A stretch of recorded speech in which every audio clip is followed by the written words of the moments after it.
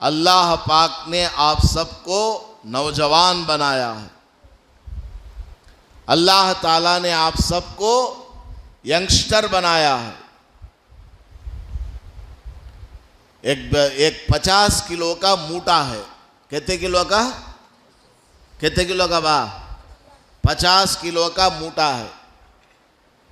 50 kilo का मूटा उठाने के लिए क्या इस बच्चे को कहा जाएगा कि उसको उठाओ? नहीं। 50 किलो का वो मूटा, वो वजन उठाने के लिए वहाँ जो बड़े मियाँ बैठे हैं, देखो उधर, उनको बोला जाएगा मूटा उठाओ? बोलती क्या? नहीं बोलते। 50 किलो का वजन अगर उठाना है तो आपको कहा जाएगा, नौजवानों को कहा जाएगा। ये वजन उठाने की ताकत, हिम्मत, टैलेंट किसमें है? आपके अंदर है। नौजवानों के अंदर वो टैलेंट है, बड़े मियाँ के अंदर नहीं। बड़े मियाँ के अंदर टैलेंट था, ख़त्म हो गया, एक्सपायरी डेट आ गई। बच्चे के अंदर अभी टैलेंट नहीं है, अभी वो जवानी की तरफ जा रहा है। तो ये जो दीन इस्लाम की जिम्मेदारियां हैं, हम दुनिया में आए हैं अल्लाह के दीन पर अमल करते हुए दूसरों को दीन इस्लाम पर लाने के लिए। अल्लाह के दीन पर अमल करते हुए दूसरों को दीन इस्लाम पर प्यार और मोहब्बत के साथ, नसीहत के साथ लाने के लिए। तो ये जो जिम्मेदारी है, बड़ी जिम्मेदारी, ये किसको दी जाएगी? बच्चे को दी जाएगी? नहीं। बूढ़े आदमी जो कुछ नहीं कर सकते बेचारे, क्या उनको ये जिम्मेदारी दी जाएगी? नहीं। ये जिम्मेदारी किसके ऊपर है? आप जैसे एकदम तगड़े, ताकतवर, दिमागी एतबार से बेहतरीन इंटेलेक्चुअल्स, दिमाग वाले, ऐसों के ज़िम्मे ये जिम्मेदारी दी जाएगी। मैं क्या बोल रहा था? ड्राइविंग स्कूल में जाओ, वो बड़े मियाँ अकबर साहब हैं, उनको ले जाओ ड्राइविंग स्कूल में। ले जा करके बोलो ये बड़े मियाँ को ड्राइविंग सिखाना है। तो वो ड्राइविंग स्कूल का जो मास्टर है वो देख करके बोलता, इनको ड्राइविंग सिखाना हमारे हाथ से नहीं होता, हमारे हाथ से ये काम नहीं होता। कितना फीस माहाना, एक कोर्स का कितना है? वो बोलता है 5,000। आपने कहा 10,000 ले लो, इनको सिखाओ। वो बोलता नहीं वाह, मैं इनको नहीं सिखा सकता। क्यों? क्योंकि उनका दिमाग काम नहीं करता। ब्रेक दबाने बोले तो एस्केलेटर दबाएंगे, एस्केलेटर दबाने बोले तो क्लच दबा देंगे, राइट बोले तो लेफ्ट, लेफ्ट बोले तो राइट, है कि नहीं? अच्छा, बच्चे को ले जाओ उसी ड्राइविंग स्कूल में और जा कर के बोलो कि इस बच्चे को ड्राइविंग सिखाना है, तो उन्हें गालियाँ देता पहले। क्या भाई, बच्चे को जिंदा रखना है या कब्रिस्तान भेजना है? इतने छोटे बच्चे को लेकर आए हो, इसको कैसे हम ड्राइविंग सिखाएंगे? वही जवान को लेकर जाओ, मुजाहिद को लेकर जाओ, अशरफ को लेकर जाओ, नौजवान को लेकर जाओ, सिर पर बिठा लेता, रांडी रांडी करके बुलाता, और एक 100 रुपया कम दो और 1,000 रुपया कम दे दो, हम इस बच्चे को ड्राइविंग सिखाएंगे। क्योंकि ये बच्चा नौजवान है, ड्राइविंग सीखेगा तो ये और 10 नौजवानों को लाकर वहाँ ज्वाइन कराएगा, वहाँ बड़ा अच्छा सिखाती हैं ड्राइविंग। नौजवान के अंदर ग्रास्पिंग पावर बहुत होता है, इमीडिएटली वो अट्रैक्ट होता है, इमीडिएटली वो ग्रास्प करता है, अपने अंदर खींचता है उसको। अल्लाह ने उसके अंदर ऐसी सलाहियत अता फरमाई है। पीक पॉइंट है नौजवानी। जवानी क्या है? ये पीक पॉइंट, उभरने वाली उम्र, तरक्की पाने वाली उम्र। तो जवानी की इस उम्र को बहुत ज़्यादा निगरानी के साथ गुजारना है। बच्चा पैदा हुआ, बचपन का ज़माना आता, दूध पीने का ज़माना, फिर थोड़ा लुढ़कने का, चार पैरों से चलने का, खिसकने का ज़माना, फिर दो पैरों से चलने लगता, फिर धीरे धीरे 2-2.5 साल में बात करने लगता है। तुम्हारे घर में छोटे बच्चे ही क्या बोलता उन्हें? लैंग्वेज क्या इस्तेमाल करता? हमारे बात उर्दू। तुम्हारे घर में ही छोटे बच्चे क्या बोलता है? अभी बात नहीं करता। बात करने वाले बच्चे कहते हैं तुम्हारे घर में छोटे छोटे, हाँ क्या बात करता उन्हें? उर्दू बोलता ना। तो आपके घरों में जो बच्चा पैदा हुआ है, 2-2.5 साल की उम्र को पहुंचा है, कौन सी लैंग्वेज बोलता? उर्दू लैंग्वेज बोलता। तुम्हारे घर में पैदा हुआ सो बच्चा उर्दू में, कर्नाटक में पैदा हुआ सो बच्चा कन्नड़ में, गैरां के घर में पैदा हुआ सो बच्चा तेलुगु में, अमेरिका में पैदा हुआ सो बच्चा इंग्लिश में। अब इनके माँ बाप से जाकर पूछो कि आपने अपने बच्चे को कौन सी स्कूल में एडमिशन दिलवाया था? ये उर्दू सीखने कहाँ गया था? वो कन्नड़ा सीखने कहाँ गया था? और वो इंग्लिश सीखने के लिए कहाँ गया था? कहीं गया था क्या? वो नहीं गया था। वो कहाँ से सीखा? अपनी माँ की गोद में सीखा, घर में रहते हुए। ये जो आपस का एटमॉस्फेयर है, जो लोग बोल रहे हैं एक दूसरे को, ये बच्चा उसी को ग्रास्प कर रहा, खींच रहा अपने माइंड में। पूरी डिक्शनरी उसके दिमाग में आ रही है, माँ के गोद में है, दूध पी रहा है। बाप ने जो जो बातें कही, उनमें से अक्सर बातों को बच्चे ने क्या किया? अपने माइंड की डिक्शनरी में, मेमोरी कार्ड में सेव कर लिया। अभी जबान के अंदर बोलने की ताकत नहीं आई। 2 साल की उम्र जब होती है या 1.5 साल से कुछ आगे, तो जबान के नीचे गोल गोल 2 बाल्स क्रिएट होते हैं, उससे जबान चलने लगती है। तब वो दिमाग में जो डिक्शनरी है ना, वो इस्तेमाल करता, उल्टा सीधा जैसा भी हो वो इस्तेमाल करता और बोलने लगता है।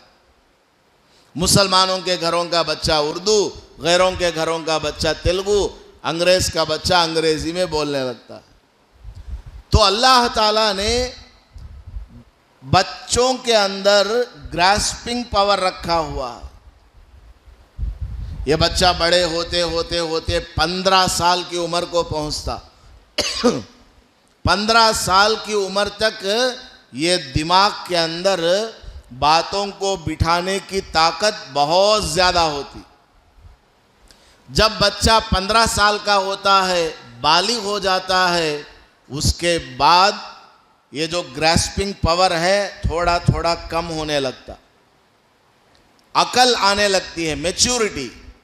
ये 15 साल में ग्रास्पिंग पावर आया। 15 साल से लेकर 20 पर 8 साल, 28 ईयर्स, 15 साल से लेकर 28 साल की उम्र तक उस बच्चे की अकल बढ़ती, मैच्योरिटी आती, वो समझने लगता चीज़ों को।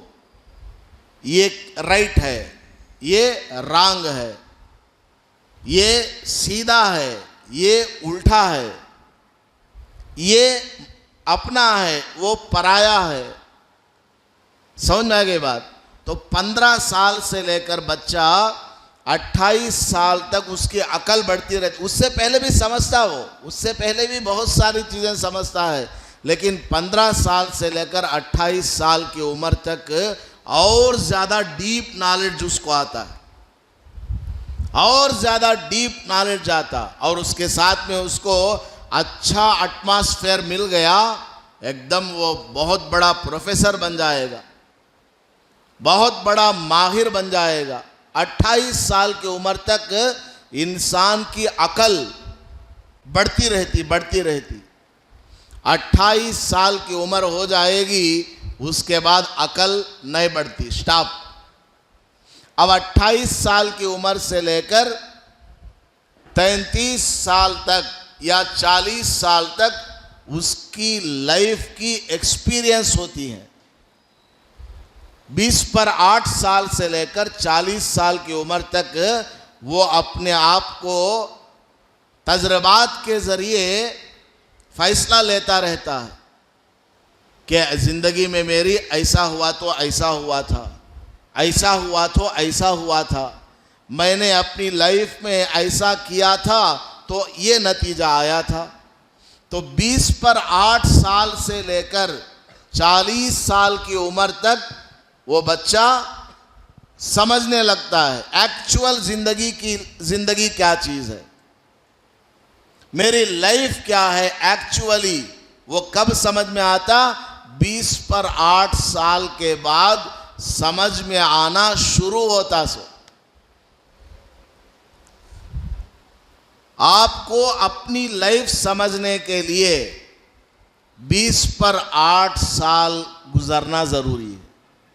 20 पर 8 साल गुजरने के बाद आपको अपनी लाइफ समझ में आना शुरू होगी।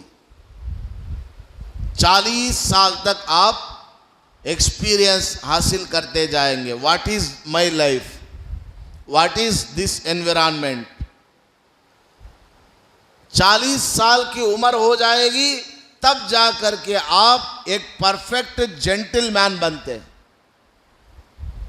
40 साल की आपकी उम्र हो जाएगी तब जा करके आपको द कंप्लीट मैन कहा जाएगा। उससे पहले तक आप क्या है? बच्चे हैं। अल्लाह ने कितने पैगंबरों को दुनिया में भेजा?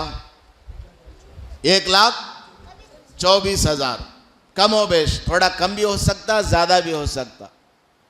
अल्लाह ताला ने दुनिया में 1,24,000 पैगंबरों को भेजा। पैगंबरों का काम क्या? पैगाम बर। ये असल में पैगाम का मतलब मैसेज, बर का मतलब ले जाने वाला। अल्लाह की तरफ से जो मैसेज उनके पास आया वो दुनिया वालों के सामने पेश करने वाला, सारी दुनिया को गाइड करने वाला, सारी दुनिया को सीधा रास्ता दिखाने वाला, उसको क्या बोलते हैं? पैगंबर। दुनिया में जितने भी पैगंबर आए हैं उनमें से सबको अल्लाह ताला ने पैगंबर बनाने के लिए जिस उम्र का इंतखाब किया वो उम्र क्या है? बोलो। 40 साल। हज़रत आदम अलैहिस्सलाम की उम्र, हज़रत मूसा अलैहिस्सलाम की उम्र, हज़रत मुहम्मदुर रसूलुल्लाह सल्लल्लाहु अलैहि वसल्लम की उम्र, जितने भी पैगंबर हैं दुनिया में, 1-2 पैगंबर के अलावा सबको अल्लाह ताला ने नबी अगर बनाया तो किस उम्र में बनाया? किस उम्र में? किस उम्र में बनाया? 40 साल की उम्र में अल्लाह ने पैगंबर बनाया। तो इसी से आप अंदाज़ा लगा सकते हैं कि आपके अंदर सही गलत समझने के लिए, ज़िंदगी क्या है क्या नहीं है, रियलिटी जानने के लिए कम से कम 40 साल चाहिए। कम से कम कितने साल होना? 40 साल होना। सेल्फ से समझने के लिए, आप खुद अपने से इंडिपेंडेंटली अपनी लाइफ को समझना चाहें तो कम से कम कितना लगेगा? 40 साल लगेगा। वो भी अगर आप सही माहौल में रहे तो। गलत माहौल में पड़ गए तो पूरी ज़िंदगी में भी ज़िंदगी नहीं समझ में आती। अब ज़रा सोचो, अब एक आपसे सवाल है, आपको आपकी लाइफ क्या है कंप्लीटली कब समझ में आएगी? 40 साल की उम्र में समझ में आ जाएगी। अब आपके अब्बा ने आपसे कहा, आपके स्कूल टीचर ने आपसे कहा, आपके प्रोफेसर ने आपसे कहा कि तुम ये कोर्स करो, इसमें ये फ़ायदा है। तो आपने क्या कहा? जी तुम्हारे बात हम ना नको। बोलते हैं नहीं बोलते हैं बच्चे? बाप ने कहा बेटा इस रास्ते से मत जाना, इस रास्ते से जाना। आपने कहा तुम ना क्या मालूम। बाप ने कहा बेटा तुम फलां जगह शादी करना, फलां जगह मत करना।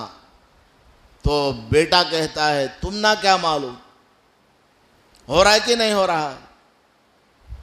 हालांकि आपके अंदर सेल्फ फैसला करने की अभी सलाहियत नहीं आई है। यह अलग बात है कि आपको अपनी मर्जी का भी करना चाहिए, आपको अपनी मर्जी का काम भी करने का इख्तियार है।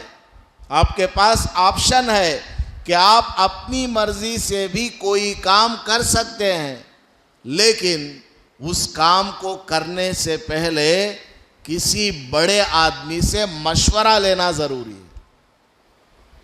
आप खुद से 15 साल के बाद से लेकर जवानी पूरी होने तक खुद से आप फैसला ले सकते हैं, लेकिन कब ले सकते हैं? जबकि आपके पास कोई प्रॉपर गाइड हो, जबकि आपको सही क्या गलत क्या बताने वाला हो। आप किसी से कोई एडवाइस लेने नहीं जाते, आप किसी का मशवरा लेने नहीं जाते, बड़े आदमी का, हर आदमी का मशवरा नहीं लेना। घर में ऐसा बोलते हैं रे क्या करना, दोस्त को पूछ लिया, सन्यासी सन्यासी मार लिए तो क्या मिलता, राख। इसके पास जो डेटा है आपके माइंड में भी वही डेटा है। इस नौजवान के पास जो नॉलेज है आपके पास भी वही नॉलेज है। मशवरा किससे लेना, एडवाइस किससे लेना? बड़ों से लेना, अच्छे लोगों से लेना, तजर्बेकार लोगों से लेना कि मुझे मेरे घर वाले ये काम करने को बोल रहे हैं और मैं ये करना चाहता हूं, आप मुझे क्या एडवाइस देंगे? बड़ा आदमी, समझदार किस्म का आदमी आपको मशवरा देगा। उलमा है उनके पास जाना, मस्जिद के इमाम है उनके पास जाना, एडवाइस देना, वो आपको बताएंगे बेटा ये सही है ये गलत है। तो आपको मैंने ये बात समझाने की कोशिश की है कि बच्चा बालिग होता है, मैच्योर होता है 15 साल में, और अकल बढ़ती बढ़ती बढ़ती बढ़ती 28 साल को पहुंचती है। उसके बाद तजर्बात और एक्सपीरियंस बढ़ते बढ़ते 40 साल होती है, तब जा करके आप पर्सन कहलाते हैं, द कंप्लीट मैन कहलाते हैं। उससे पहले तक आपको सेल्फ डिसीजन लेने का कोई एक एतबार से कहा जाए तो हक नहीं है। नो राइट, राइट्स हैं, लेकिन आपको डिसीजन कब लेना? किसी बड़े के मशवरे से, एडवाइस लेकर के। जब मैं देवबंद में पढ़ता था, हमारे उस्ताद हज़रत मौलाना नूर आलम खलील अमीनी साहब रहमतुल्लाह अलैह, अब तो इंतकाल हो गया उनका, हज़रत मौलाना नूर आलम साहब बहुत बड़े अल्लाह वाले और बहुत बड़े प्रोफेसर अरबिक के। एक एक सेंटेंस इतना लंबा होता था, 300 वर्ड्स होते थे। सेंटेंस स्टार्ट करे तो लिखना 300 वर्ड्स के बाद फुल स्टॉप आता था। इतना लंबा लिखने वाले, बहुत नॉलेज, पूरी दुनिया में उनकी अरबिक बुक्स पढ़ते हैं। उनके साथ एक मर्तबा मैं चेन्नई आया था, देवबंद से चेन्नई, शंकर नेत्रालय में उनकी आंख का ऑपरेशन था। वहाँ पर मैं हज़रत को कोई बात बोलने लगा, हज़रत ये ऐसा करो वैसा करो, ये खाना आप दवाई ऐसा वैसा सब बोल रहा था। तो हज़रत सुनते रहे। एक बार देखा, 2 बार देखा, 2-3 दिन के बाद बोले बेटा देखो बड़ों के सामने सुना करो। क्या बोला? बड़ों के सामने सुना करो, सुनने की आदत डालो, बोलना कम, जरूरत के वक्त में बोलना। कोई मुझसे मिस्टेक हो जाए तब बोलना, मुझे बिल्कुल मालूम नहीं है, तुमको पता है, तब बोलना। वरना बड़ों के सामने क्या रहना, सुनते रहना, खामोश रहना। और बड़ों के साथ में हमें रहना। आप जितने नौजवान हैं ना, आप आपस में रहेंगे, आप सब बराबर हैं, आपका माइंड सब एक जैसा है, इसलिए आप क्या करेंगे, एक दूसरे के अंदर पाई जाने वाली फीलिंग्स को शेयर करेंगे। उसमें बहुत सी दफा नुकसान उठाएंगे। आप अगर बड़ों के साथ रहेंगे, हमेशा कोई ना कोई फायदे की चीज आपको मिलती रहेगी। बड़े के साथ आप मिलेंगे, बड़ा आपसे पूछेगा क्या पढ़ता है, फलां पढ़ता हूँ। अच्छा अच्छा, फलां पढ़ता है, कौन से कॉलेज में, फलां जगह। हाँ ठीक है, बड़ा अच्छा है वो, इसमें ऐसे जाप साथी, वैसे जाप साथी, इधर पढ़ो उधर पढ़ो। वो कुछ ना कुछ आपको फायदे की चीज बोलेगा। वही आप आपस के जो दोस्त हैं, कामन से हमेशा उनके साथ ही लगे रहेंगे, तो क्या होगा, बुरा अगर दोस्त मिल गया तो फिर आप बर्बाद हो गए। साथी हमेशा अच्छा होना चाहिए, दीनदार भी होना और दुनिया के एतबार से भी अच्छा पढ़ा लिखा होना, खूब पढ़ा लिखा होना, मेहनत से पढ़ने वाला, मेहनत के साथ स्कूल को, कॉलेज को अटेंड करने वाला। जो एब्सेंट करते हैं, जो कॉलेज को वक्त पर नहीं आते, जो काम पर वक्त पर नहीं जाते, ऐसों से दूर रहना। जवानी की ये जो उम्र है, इसको ज़ाया नहीं करना।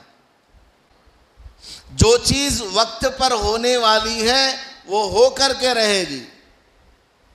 आपकी शादी है, ये सब चीज़ अपने टाइम पर। अभी आपका ज़माना पढ़ने लिखने का है, तो माइंड को पढ़ने लिखने में लगाना। बिहार का या यूपी का एक लड़का आईएएस ऑफिसर बना, गरीब बच्चा, लेकिन क्या बना, आईएएस ऑफिसर। इंटरव्यू में उससे पूछा गया कि बेटा तुम आईएएस ऑफिसर बने तो इसके लिए तुम कितना पढ़ा करते थे? तो वो बच्चा कहने लगा कि सर मैं रोजाना 22 घंटे पढ़ता हूं। कितने घंटे? एग्जाम प्रिपरेशन के लिए कितने घंटे? 22 आवर्स। बाकी 2 घंटे में खाना पीना, सोना, ऊँघना, हगना, मूतना सब उसी में। 22 घंटा उसने पढ़ा, तो क्या हुआ, कम उम्र में ही आईएएस ऑफिसर बन गया। आपका जमाना पढ़ने लिखने का जमाना है। आपका माइंड इतना शार्प होना चाहिए, रास्ते से जाते जाते किसी बोर्ड पर नजर पड़े तो पूरा माइंड में याद हो जाए। स्कूल में मास्टर क्या बोलने जा रहा है, नेक्स्ट लेसन, वो लेसन पहले से आप पढ़ करके जाएं। एक बार खुद से पढ़ेंगे, खुद से समझेंगे, वहां क्लास में बैठेंगे, 100% वो पोर्शन, वो लेसन आपकी समझ में आ जाएगा। और पढ़कर आने के बाद फिर पढ़ना, रिवाइज करना। क्लास में ही टीचर पढ़ाकर चला गया, 10 मिनट का गैप मिला, उसमें फिर उसे पढ़ लेना, वरना भूल जाता। जो चीज जल्दी आती है जल्दी चली भी जाती है, उसे पढ़ लेना।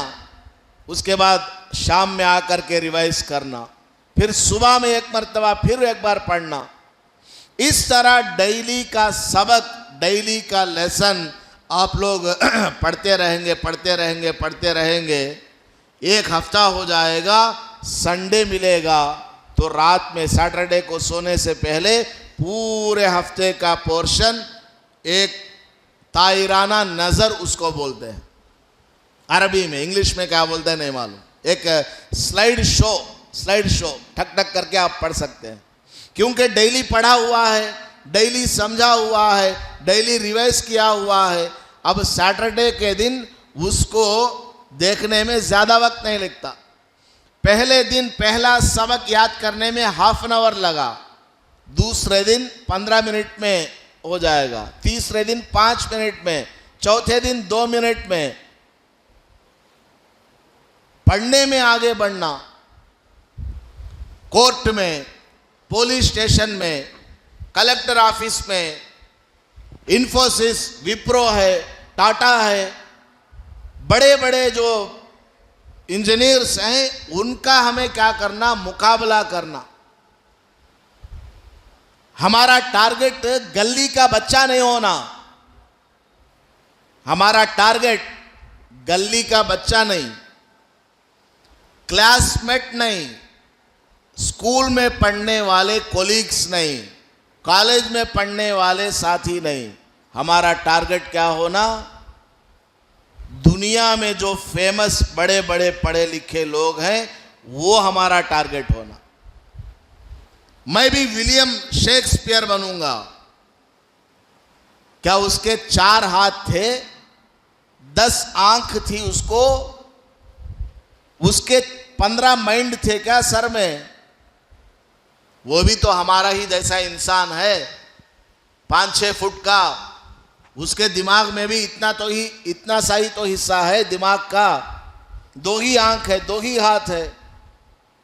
आपका टारगेट क्या होना, दुनिया में सबसे ज्यादा पढ़े लिखे जो हैं, जिस फील्ड में आप हैं, इंजीनियरिंग फील्ड में अगर आप हैं, टॉप मोस्ट इंजीनियर्स कौन है, मुझे उसका मुकाबला करना, या कम से कम टॉप 10 के लिस्ट में मेरा नाम आना। डॉक्टरी के फील्ड में कौन है आगे, मुझे उसमें सबसे टॉप मोस्ट डॉक्टर बनना है। आप जो है ऑफिसों के पीछे नहीं फिरना कि मुझे नौकरी दो, ईमेल नहीं करना कि मेरा ईमेल पढ़ो मुझे नौकरी दो, मैं परेशान हूं, मैं गरीब हूं, फला हूं, नहीं। आपके अंदर ऐसा टैलेंट होना चाहिए, लोग आपको तलाश करते हुए आए। वो बच्चा कहाँ, सुल्तानगंज है, इंदिरा नगर में मस्जिद के पीछे है घर उसका, कहाँ है वो, तलाश करते आना आपके पास। जिन बच्चों का रैंक आता है, जिन बच्चों को पोजीशन आती है, आप जानते हैं उनके घरों के पास लाइन लगी रहती है। बड़े बड़े यूनिवर्सिटीज से आते हैं प्रोफेसर्स, वो आकर के बोलते हैं आपके बच्चे को हमारे कॉलेज में ज्वाइन करो। होता है कि नहीं होता? क्यों? उसके पास टैलेंट है। तो आपके पास ये टैलेंट पैदा करना, पढ़ने लिखने का ज़माना है, पढ़ने लिखने के ज़माने में पढ़ाई लिखाई के एतबार से टॉप मोस्ट स्टूडेंट्स आपको बनना। हमारे उस्ताद जब हम मदरसे में पढ़ते थे, मैं जब मदरसे में गया तो हमारे उस्ताद ने फरमाया, बेटा 5 मिनट भी वेस्ट नहीं होना। स्टूडेंट का तो कौन है जिसका 5 मिनट भी वेस्ट नहीं होना। पुराने मिसाल देना आपको सुनाने से आप लोग बोर हो जाएंगे, मेरा मिसाल देता हूँ। मैं मदरसे में पढ़ने के लिए गया, हमारे उस्ताद ने कहा, बेटा देखो मदरसे में ऐसे ऐसे बच्चे हैं जो 3-3 साल में कुरान कंप्लीट करते हैं, तुमको 1 साल में कुरान कंप्लीट करना बाय हार्ट। मैं गया उस्ताद के पास पढ़ने लगा। हमारे उस्ताद के पास सबक सुनाने वाले बच्चे, किसी के 15 पारे हो गए, किसी के 20 पारे हो गए, किसी के 10 पारे हो गए, और मैं कहाँ हूं, अलिफ बा सीख रहा हूं। अलिफ बा, मेरी एज कितनी उस वक्त, 16 साल। अलिफ बा सीख रहा हूं मैं। अलिफ बा सीख कर, नाजरा पढ़कर कुरान हिफ्ज करना शुरू किया, और हिफ्ज कंप्लीट मैंने कर दिया। तो कितना ज़माना लगा, मुश्किल से 14 महीने लगे पूरा मिलाकर, नाजिरा, नूरानी कायदा और हिफ्ज टोटल मिलाकर के। हमारे उस्ताद ने हमें ऐसा गाइड किया था। जो बच्चे जो है डेली 2 पेज सबक सुनाते तो मैं 10 पेज सबक सुनाता था। क्या मौलाना साहब, मलकुल मौत का फोन आ गया? फोन आया नहीं अभी? हाँ आया नहीं, नंबर दिया हूँ, लो करती। तो मैं आपको इसलिए नहीं सुना रहा हूं कि मेरी तारीफ हो, मैं आपको इसलिए सुना रहा हूं कि आप कुछ करो, पढ़ो। पढ़ने का ज़माना है, खूब पढ़ना, बहुत ज़्यादा पढ़ना। अल्लाह ताला ने इंसान के दिमाग को इतना बड़ा बनाया है, इतना बड़ा बनाया है, 10 लाख टेराबाइट्स डेटा इस माइंड के अंदर रखा जा सकता है। एग्जैक्ट मुझे नहीं मालूम है, लेकिन ऐसा ही है। हमारा दिमाग इस कदर पावरफुल है, जितना उसके अंदर आप डालना चाहोगे वो दिमाग कभी भरता ही नहीं। खूब पढ़ना, खूब पढ़ना, और अपनी जवानी की हिफाजत करना। गलत कामों से, गलत हरकतों से, गलत लोगों से दूर भागना। देखने के एतबार से मज़ा आता है, वक्ती एतबार से कुछ दिल खुश हो जाता है, लेकिन ज़िंदगी भर आपको बाद में पछताना पड़ेगा। हमारे पास लोग आते हैं, शादीशुदा लोग आते हैं और आकर के बोलते हैं, हज़रत 2 साल हो गई है, बच्चा नहीं हो रहा है। कैसा होता है? सारी जवानी शादी से पहले हाथों से तबाह बर्बाद कर लिया।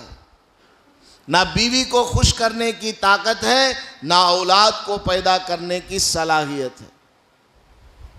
अब डॉक्टरों के पीछे घूम रहे हैं, फलान जगह गए, फलान जगह गए, बड़ी मुश्किल से उनका इलाज हो पाता है, वरना अक्सर तो वैसे ही रहते हैं, डाइवर्स हो जाता है। अपनी जवानी की हिफाजत करना, सेहत की हिफाजत करना, इस्लाम ने किस कदर सेहत के उसूल को बयान फरमाया है। हर हफ्ते में एक बार नाखून काटो, मूंछ को होंठ से नीचे जाने ना दो, क्योंकि इसमें बैक्टीरिया जम जाएगी। पानी पियोगे, साथ में बैक्टीरिया अंदर जा करके नुकसान पहुंचाएगी। नाखून ज़्यादा लंबे हैं, अंदर मैल जमा होगी, वो खाएगा, आदमी को नुकसान होगा। नाफ के बाल, बगल के बाल साफ करो, हफ्ते में 15 दिन में, लास्ट बोले तो 40 दिन के अंदर सफाई कर लेना। गंदगी जमा होगी, बुरे ख्यालात, गंदे ख्यालात आएंगे। हत्ता के नबी पाक सल्लल्लाहु अलैहि वसल्लम ने फरमाया, नौजवानों जब गुस्ल करो तो नाफ से लेकर घुटनों से नीचे तक कपड़ा होना चाहिए। पतला टवल लपेट लिया, नहा लिया। टवल को भी रगड़ो, अगर नापाकी वाला गुस्ल है टवल को भी रगड़ो, साबुन लगाओ उसके ऊपर भी।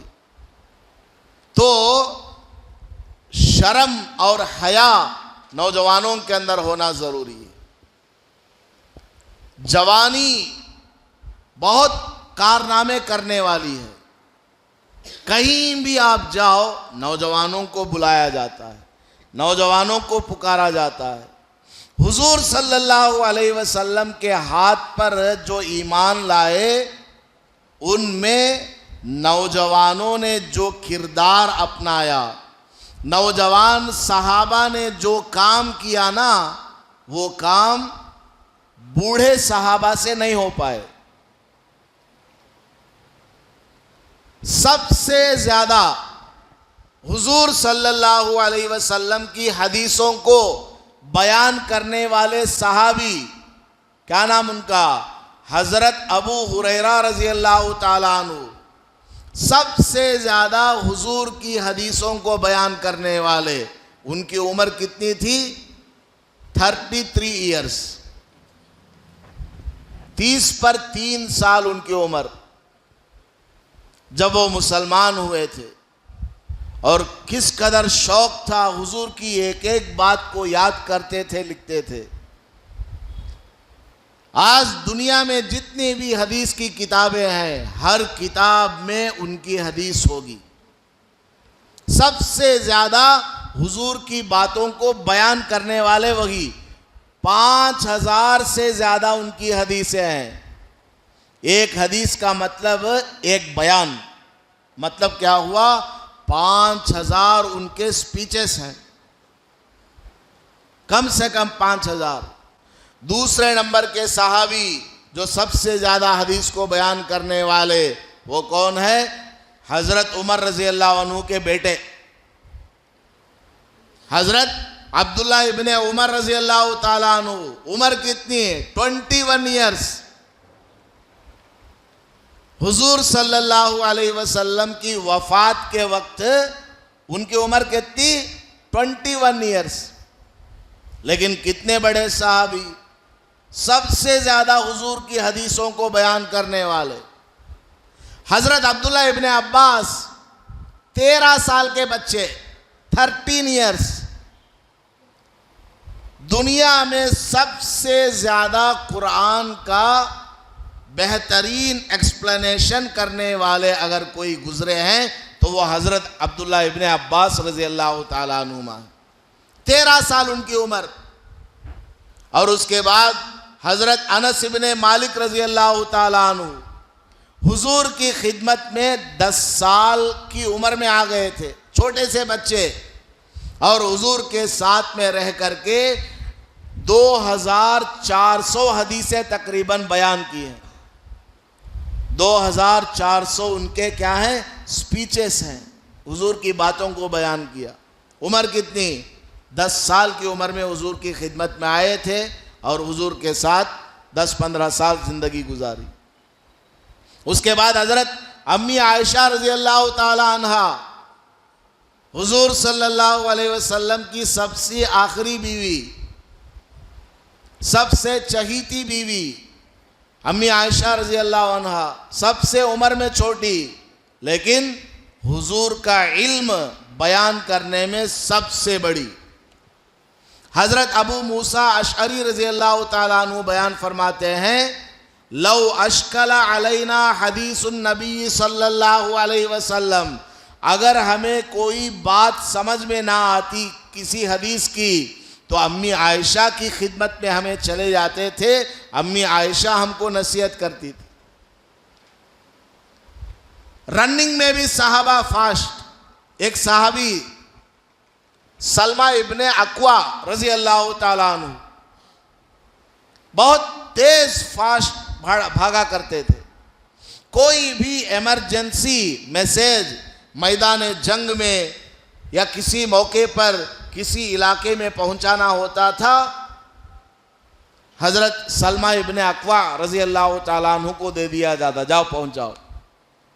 मिनटों में घंटों का सफर तय कर लिया करते थे। तीर अंदाजी में माहिर, तीर फेंकने में, घोड़ा दौड़ाने में माहिर। एक सहाबी को हुजूर सल्लल्लाहु अलैहि वसल्लम ने फरमाया, मदीना मुनव्वरा में जो यहूदी थे, ज्यूस, हुजूर सल्लल्लाहु अलैहि वसल्लम को हिब्रो में तौरात है। तौरात कौन से लैंग्वेज में है? हिब्रो में है। तो तौरात के अंदर मौजूद बातें हुजूर के सामने आकर गलत सुनाते थे।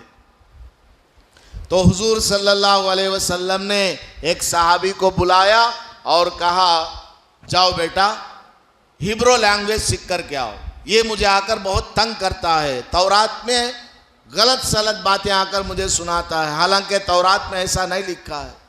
वो सहाबी गए, 11 या 12 दिन में पूरा हिब्रो लैंग्वेज सीख करके आए।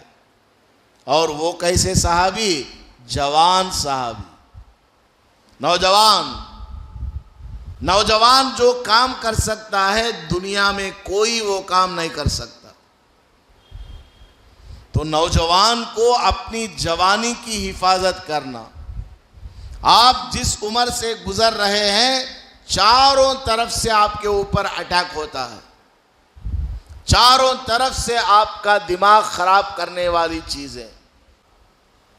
आदमी इरादा करेगा, अमल करेगा, कामिल ईमान वाला बनेगा, अल्लाह से अपना ताल्लुक मजबूत रखेगा, उसको कोई कुछ नहीं कर सकता। इसलिए सब लोग अपने आप को कामिल मुसलमान बनाने की कोशिश करें, अपनी जवानी की हिफाजत करें, गलत रास्तों में ना जाएं, किसी की तरफ गलत निगाह ना डालें, चाहे मोबाइल में क्यों ना हो। बाज नौजवान रास्ते में चलते हुए एकदम देखे तो इन्हें बुद्ध विग्रह में बहुत अच्छा है, इन्हें इंडिविजुअली जब ये तन्हाई में कमरे में होता है, जब कैसे गलत काम करता है अल्लाह बेहतर जाने। आदमी चाहे सबके सामने हो, अकेले में हो, इनसे भी नहीं डरना।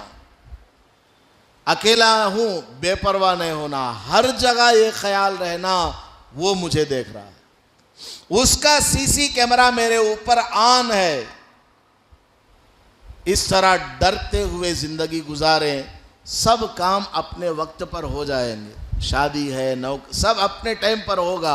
अपना दिमाग पढ़ने लिखने में, जॉब करने वाले भी हैं इसमें कुछ, उसमें अपना दिमाग लगाना और ऊंचे ऊंचे ओहदों पर पहुंचने के लिए मेहनत करना, पढ़ना लिखना और दूसरे साथियों को अप्रिशिएट करना। हमारा कोई दोस्त अच्छा पढ़ रहा है क्लास में तो उसको अप्रिशिएट करना, हिम्मत दिलाना, उसे नामा नहीं रखना, उन्हें ऐसा करा नामा नहीं रखना, अप्रिशिएट करना, उसे आगे बढ़ाना, इसमें और सवाब मिलेगा।